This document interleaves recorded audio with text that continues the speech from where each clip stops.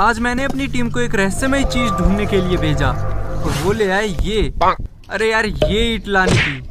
आज इस ईंट और माइक्रोवेव की मदद से हम कांच को पिघलाने वाले हैं। पहले हमें इस ईंट को काट कर भट्टी की शेप देनी पड़ेगी, कुछ इस तरह की। अब इसके अंदर हमें डालना है चारकोल और पिघलाने के लिए हमने कांच के टुकड़ों को तोड़कर इसके अंदर रख दिया और अब इसको सीधा डालना है माइक्रोवेव के अंदर। माइक्रोवेव थोड़े दिन में ब्लास्ट होने वाला है। चलो उससे पहले आपको कुछ कमाल की चीजें दिखा देते हैं।